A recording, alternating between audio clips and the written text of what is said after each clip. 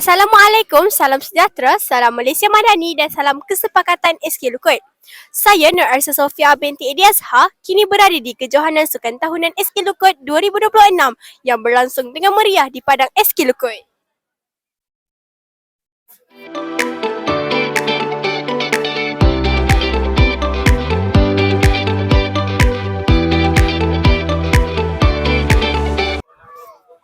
Jom ikut saya kita tinjau keadaan sekitar semasa kejohanan berlangsung.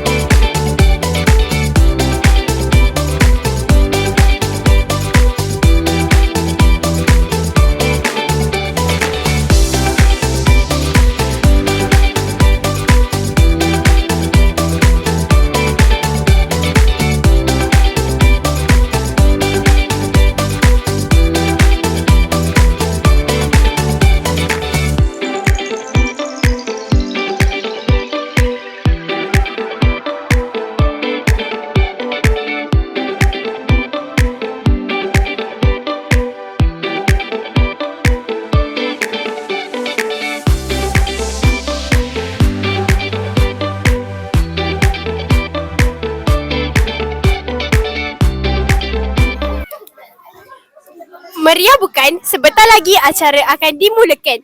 Rumah manakah yang bakal didombatkan sebagai juara keseluruhan pada tahun ini? Terus kekal bersama saya.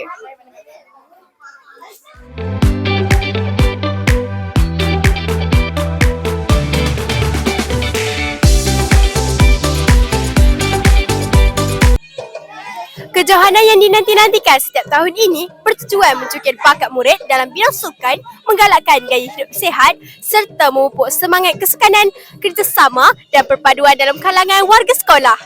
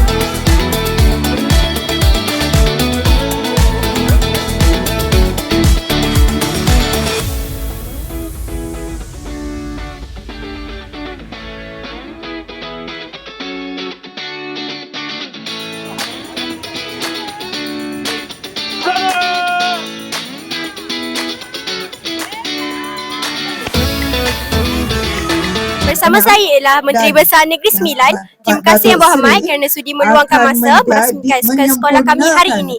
Yang Berhormat, boleh Yang Berhormat berikan pandangan Yang Berhormat terhadap sukan hari ini? Okey, saya ucapkan tahniah kepada pihak sekolah kerana dapat menganjurkan satu sukan tahunan yang cukup istimewa, bukan saja kepada pelajar tingkat darjah 1,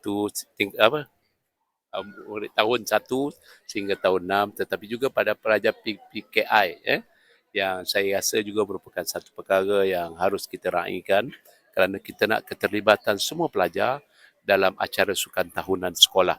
Dan dengan ruang dan peluang ini, saya yakin anak-anak kita dapat berjaya pada masa akan datang kerana bakat mereka dapat dicungkil dan semoga mereka terus berjaya pada masa hadapan. Terima kasih Abang Ahmad. Okey, sama-sama. Kalah atau menang bukan ukuran pertama, sebaliknya pengalaman, disiplin dan persahabatan yang terjalin menjadi kemenangan sebenar buat semua.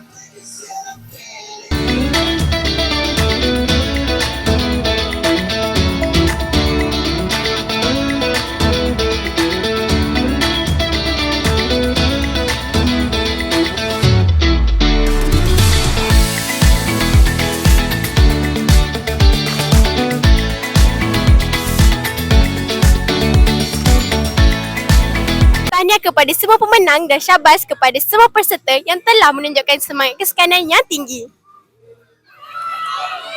Sekian saja laporan saya untuk kejohanan sukan tahunan kali ini. Saya Narsi Sofia binti Ilyasha, wartawan Lukut TV PSS melaporkan. Jumpa lagi di kejohanan tahun depan. Delta. Masih mendahului Delta ketika ini. Diikuti Gama mula memotong.